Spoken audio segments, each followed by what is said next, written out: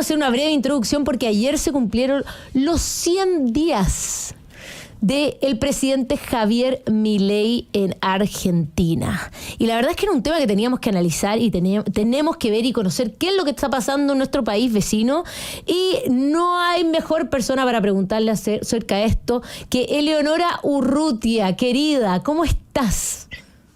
Bien, ¿cómo estás, Mara? Bueno, después de tu introducción espero no defraudar, porque las expectativas tan altas, viste, que siempre complican al invitado. Jamás vas a defraudar. Mira, esta mujer es abogada, magíster en economía, doctorado en administración de negocios y además se maneja en política y no solo vive en Argentina, así que palpa lo que está pasando, sino que también tiene gran parte de su corazoncito en Chile por temas laborales, familiares y también vivió mucho tiempo acá, así que la saludamos y te damos la bienvenida aquí. Ahí llegó la hora de Radio Agricultura.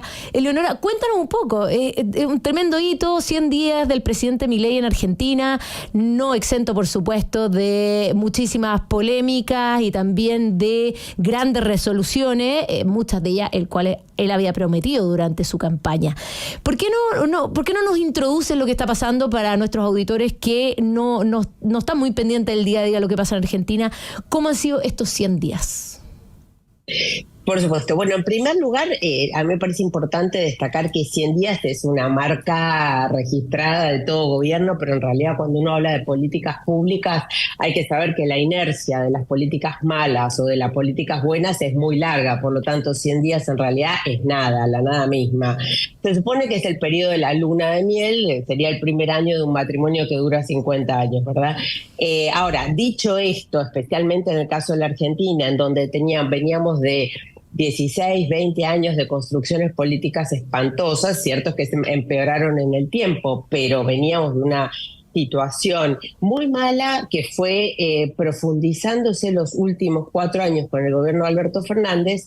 El cambio ha sido brutal en términos de narrativa, en primer lugar, de discurso, y acompañado con eso, que bueno, por otro lado fue el discurso de campaña, el discurso que ganó con el 56% de los votos, y acompañado de eso un paquete de medidas que implementarían esa narrativa que mantiene al día de hoy el presidente Milei. Y eso fue lo que se pretendió mandar el 20 de diciembre, a los 10 días de asumir, este famoso, que en la Argentina estos días ha tomado mucha relevancia, el DNU, o Decreto de Necesidad y Urgencia, con todos los temas que llevan esa narrativa de Milei al plano de la política pública, más una ley, que es la Ley de Bases y Puntos de Partida para la Libertad de los Argentinos, que trata los temas que no pueden ser incluidos por Constitución en el decreto. Este famoso DNU es lo primero. Por supuesto, la Ley de Bases y Puntos de Partida para la Libertad de los Argentinos ni ha sido tratada en el Congreso. Por eso mismo es que se recurre a una herramienta como un decreto y es de necesidad y urgencia, porque se amerita que los temas ahí tratados sean puestos en marcha lo antes posible. Por Constitución este instrumento existe, fue lo que a 10 días de asumir el 20 de diciembre Milei presenta en cadena nacional, y que por primera vez desde que existen los decretos de necesidad y urgencia, esto es desde el año 1994, y después de más de 500 DNU, como se dicen, o decretos durante estos 30 años, y solo 178 son los del presidente Fernández, es la primera vez en 500 decretos y 30 años que el Congreso decide tratar y cumplir con la norma constitucional y entonces discutir en sede parlamentaria el decreto de necesidad y urgencia. Más allá de que es cierto que plantea un cambio estructural importante en la Argentina, hay que destacar el contexto político en el que por primera vez en 30 años todo el arco político se acuerda que ahora hay que tratar los DNU. Pero bueno, ponele que uno diga, bueno, bienvenida, buena hora, porque eso sería encarrilarnos por la institucionalidad. Yo no les creo nada, y si se va Milei, va a venir cualquier otro y van a seguir sin tratar los DNU. Pero digamos, se trata y se está tratando. Fue rechazado por el Senado. Piensen ustedes que es la gran herramienta, Milei paró en dos herramientas enormes para que esta narrativa bajara a política pública. Este DNU y la ley de bases y puntos de partida. La ley ni se trató, olvídense, se mandó al Congreso y duerme el sueño de los justos. El DNU tiene la ventaja de que entra en vigencia inmediatamente, excepto que lo frenan recursos judiciales. Si quieren lo hablamos un poco más, pero eso ha sucedido con todo el área laboral, que la frenaron en sedes judiciales, provinciales y nacional, o excepto que lo trate el Congreso y que ambas cámaras lo rechacen. Por ahora, mientras tanto sigue vigente. Entonces, por ejemplo, ley de alquileres. Ustedes saben que en la Argentina habían sancionado una nefasta ley de alquileres que había congelado la oferta de propiedades a alquilar y por lo tanto subido el precio. A medida que hay menos oferta, por supuesto que el precio es fenomenal. Eso entró en vigencia porque no se paró en sede judicial y el decreto está vigente hasta que lo rechacen las cámaras. Entonces eso está vigente. Lo laboral, por ejemplo, la flexibilidad laboral está frenada. Ahora, la semana pasada lo rechazó el Senado y esta semana, hoy y mañana, empezó el tratamiento en la Cámara de Diputados. Va a llevar más que lo que fue la votación en Senado, pero estamos diciendo que la gran medida que tenía Milei en marcha, por la que cuestiones tan básicas como poder alquilar al precio que uno quiere, por ejemplo, permitir que entren mercaderías importadas del exterior. Esto yo sé que Chile suena como raro, como no pueden, no, en la Argentina no se puede importar nada. Pactar un contrato en la moneda que uno quiera. En la Argentina solamente se puede pactar legalmente el dólar, por eso todo chileno el peso, por eso todo chileno que ha visitado la Argentina últimamente sabe que si trae dólares o pesos chilenos tiene que ir a un arbolito o una casa de cambios escondida, claro, y no cambiar al dólar oficial sino al dólar blue, que se llama. Es decir, cuestiones muy básicas se plantean en el DNU. Por ejemplo, en materia de, ustedes saben que a todos los trabajadores argentinos los sindicatos les sacan sí o sí una parte de su sueldo, quieran o no quieran, que es la cuota sindical. A partir de este DNU, el trabajador tiene que dar expresamente su conformidad para que le saquen. Le roban una parte de su sueldo. Para los sindicatos, por ejemplo, entendiendo el poder que tienen los sindicatos. Para los sindicatos, sí, no estamos diciendo que es para salud, que es para previsión, eso también se saca del sueldo. No, esto es para sindicatos. Claro, y acá los chilenos no tenemos el sistema de sindicatos que tienen ustedes allá. Ya los sindicatos son tremendamente poderosos. Los jefes sindicales son grandes, dueños de todo, millonarios. Por supuesto. Que negocian sus propios beneficios. Los jefes sindicales te bloquean la salida de mercaderías de fábricas, esto que se llama el bloqueo empresarial, y todo el que quiere trabajar no puede trabajar. Entonces, aunque vos tengas una pyme familiar, ponele y decís, no sé, fabrico tornillos y tiene que salir el camioncito de tornillos porque yo alimento una fábrica en Rafaela, ponele, a 400 kilómetros. No. El sindicato va y te lo bloquea, y te lo bloquean los camioneros, que es un sindicato súper poderoso, que no tiene nada que ver con los tornillos, pero te lo bloquean igual. Bueno, eso pasa a ser causal de despido y queda prohibido. O sea, entendámonos que lo que Milei decide o propone en este DNU es devolver libertades básicas. No estamos hablando que manda a privatizar YPF por el DNU. No, nada que ver. Son cuestiones muy básicas. Aún así, el Senado lo rechazó, obviamente, porque el Senado tiene mayoría kirchnerista y algo del Frente de Izquierda. Y bueno, fue aprobado por los otros, por lo que es la Libertad Avanza y por lo que es el PRO.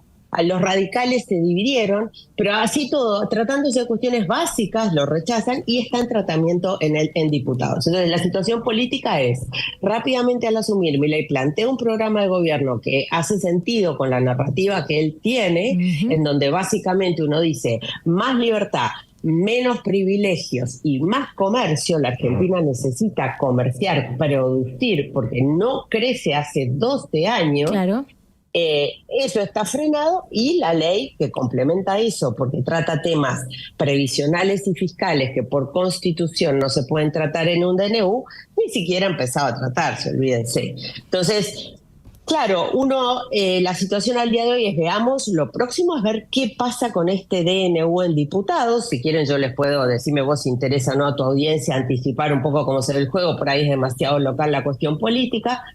Si este DNU fuera rechazado, que como digo contiene estas cuestiones básicas, lo que queda es enviarlo en proyectos de ley por separado, porque no hay otra alternativa, con lo cual las leyes se tratarán o no y ya ahí pasa a ser cualquier distorsión. Pero veamos el juego, veamos sí. juego político ahí, porque Javier Milei, al menos, y podemos conversar de esto también, logró por primera vez en más de una década un superávit fiscal. Hasta ahora van sus primeros 100 días, pero su aprobación no ha bajado. Y sabemos que finalmente cómo se mueve la ciudadanía en torno a estos logros y a la aprobación, también mueve las cámaras. ¿Cómo ves tú que finalmente estas cámaras se van a ir moviendo en base a cómo el pueblo argentino va asumiendo positivamente las medidas de Milei? Claro, ahí vamos a, te iba a decir, por eso, mientras tanto que todo este paquete, si vos querés fundacional, está en el estado que acabo de escribir, el Ejecutivo tiene facultades de hacer algunas cosas. Básicamente, esto que vos has dicho, el ajuste micro del Estado, eliminando, por un lado, focos de corrupción brutales, que en Chile ni sospechan que existe, y por otra parte, gastos absolutamente innecesarios, eso funciona muy bien. Sucede que el ajuste micro de lo que yo llamo el ajuste micro del Estado, del Poder Ejecutivo Nacional, es absolutamente insuficiente para llegar a un superávit fiscal primario, ¿no? Es decir, para decir, bueno, con lo que recaudo me alcanza, es decir, con lo que gasto y lo que recaudo quedo equilibrado. Ahí lo que estás haciendo es hacer un ajuste micro muy necesario, muy importante y muy bien hecho, pero vos necesitas más.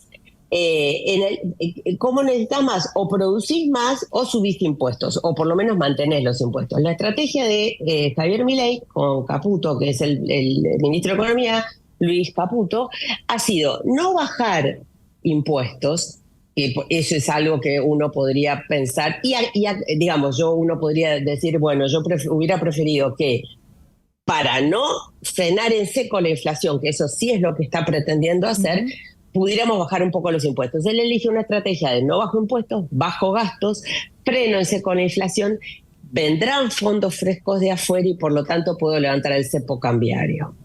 Entonces, dentro de lo que son las medidas que estrictamente puede hacer el Poder Ejecutivo en este tiempo, la inflación está mucho más controlada, ha frenado el déficit fiscal, pero incluyendo los pagos de deuda, es decir, el déficit fiscal sin incluir los pagos de deuda, déficit fiscal primario. Sucede que eso es como decir, sí, gasto lo que tengo, pero me olvido de pagar, me quedé en equilibrio fiscal, pero no estoy pagando ni la hipoteca de la casa, ni la prenda del automóvil. Con los gastos corrientes he logrado superávit. Me falta incluir aquellos gastos de capital que tengo que no estoy incluyendo. Así todo es una excelente noticia, desde luego que sí. El punto es que, creo yo, la cosa así no es suficiente. ¿Hasta qué punto la gente lo va a aguantar? Efectivamente, sigue manteniendo muy alto el nivel de aprobación. Yo creo que ahí funcionan dos cosas. La primera cosa que funciona es este hartazgo de 16 años del kirchnerismo y 4 años de una derecha muy blandita y amarilla, que fueron los 4 años de Macri, que no alcanzó a hacer nada, frente al hartazgo que le provoca a la gente la clase política en la Argentina y la casta, lo que llama la casta, que es la clase política y todos aquellos beneficiados por el poder, por ejemplo, los sindicatos que decíamos recién. La gente sigue aprobando tremendamente a esta figura que viene de nada de la política, que tiene un perfil muy sencillo, muy simple, muy alejado de cualquier tipo de privilegios, que propone una propuesta diferente.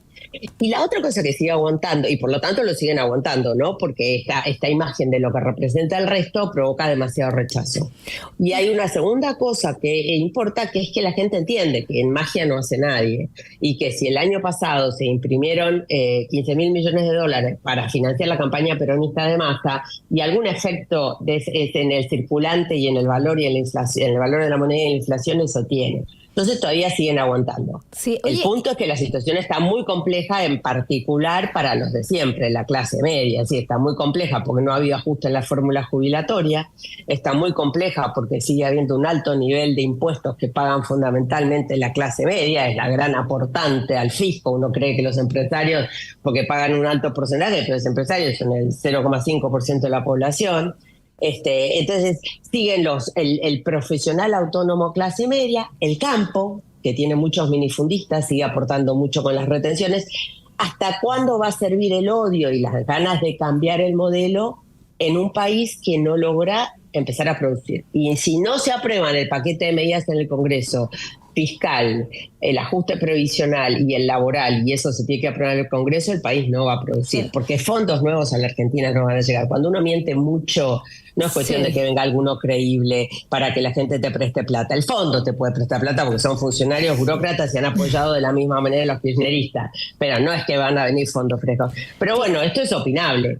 Hay economistas que te dicen, no, ordenemos las cuentas fiscales y solo con criterio fiscal, bueno, eso ya es otro. Eleonora, antes de tener que irnos a la pausa, te quería preguntar un poco por el tema de los beneficios sociales, que se ha generado como discusión. Uno ve los medios argentinos que efectivamente se van a terminar ciertos planes sociales y efectivamente apareció gente diciendo que iba a terminar con todos sus beneficios, después el gobierno salió diciendo que eran algunos. ¿Cómo se está presentando esta situación? ¿Qué es lo que efectivamente está haciendo el gobierno? ¿Cuál es la realidad de esta situación? Entendiendo también que gran parte de estos programas sociales tenían a mucha gente sin salir al mercado laboral, recibiendo beneficios, que finalmente eran a costa de los que trabajaban versus los que no trabajaban en un país ya con un 60% de pobreza y gran parte de eso estancado en la razón de esos beneficios. ¿Cómo se presenta este proyecto, este cambio, de manera de una paulatina y cuáles son como los ejes? Sí. Bueno, si hay algo que Milei destacó en campaña fue que él iba a hacer, que no había plata, y de hecho hubo hasta un hit musical con él, sí. No hay plata, hicieron como un rap, y creo que sí. En Chile circuló mucho. Acá también. Sin embargo, siempre dijo, la única que tiene la billetera abierta es Petovelo, y Petovelo es la ministra de Capital Humano, porque cuando hablamos de social en la Argentina hay como 3 grandes paquetes. Lo que es estrictamente asistencialismo en programas de alimentación o algún tipo de subsidio a la persona por pobreza, educación y salud. Acuérdense que en la Argentina educación y salud es universal, es decir, es gratis para todo el mundo. El que quiera paga privada, porque existe la opción privada, pero hay una base universal. Salud y educación no se han tocado, primer punto, ¿ok? O sea que a eso saquémoslo del paquete fiscal. Uh-huh. Estamos hablando de lo asistencial social puro y duro. Yeah. Dentro de lo que es asistencial puro y duro, alimentos, y este tipo de subsidio, lo que se ha hecho fuertemente es justamente, no se ha cortado, pero se empezó a hacer una depuración de las bases de datos. Y lo que ha sucedido es que todo el mundo sigue recibiendo el mismo dinero que antes, excepto todos aquellos que estaban robando, que eran muchísimos. Ahora, es decir, por ejemplo, todos los jerarcas piqueteros, que son tan jerarcas o jefes de mafias como los sindicalistas en la Argentina, que vivían como millonarios y les obligaban a los pobres a dar un porcentaje de aquel beneficio que recibían, porque el beneficio se negociaba en los ministerios, han dejado de recibir ese dinero y por supuesto son los que tienen la capacidad de protestar. Entonces, no se ha tocado para nada eso cuando no se tenía que tocar. El problema es que ha quedado muy desactualizado respecto de lo que es la inflación y es la canasta familiar básica. Uh-huh. Pero no ha habido ningún caso en los que, perdón, me está flasheando acá una luz, no ha habido ningún caso en los que, habiendo necesidad, el alimento se ha cortado. Así que eso, en la Argentina nadie está sin comer. Ahora, que no alcanza y que hay muchos que comen mal, sí, eso pasaba también antes, ¿verdad? Claro. Eso es parte de lo que pasa cuando un país no crece y no produce. Pero ha sido muy claro en ese sentido, nunca, nadie. Es decir, creer que porque alguien propone devolver libertades a la gente es un deshumanizado que quiere que se mueran de hambre, es no entender cómo funciona el mundo, y no entender cómo es creer que tenés enfrente un monstruo en vez de una persona, y no es el caso de Milei. Lo que pasa es otra cosa, cuando se han cortado, cuando el que los tenía era un jefe que robaba en nombre de otros. Claro. Pero como digo, ha quedado como insuficiente. Bueno, estamos conversando con Eleonora Urrutia, abogada y economista argentina, hablando de los 100 días del presidente Milei. Eleonora, te queremos agradecer por estar con nosotros aquí en Radio Agricultura, en Llegó la Hora. Ojalá te podamos tener pronto también analizando más temas, porque sabemos que te manejas en mucho. Nosotros ahora nos vamos a una pausa y muchas gracias por haber estado con nosotros. Con la audiencia.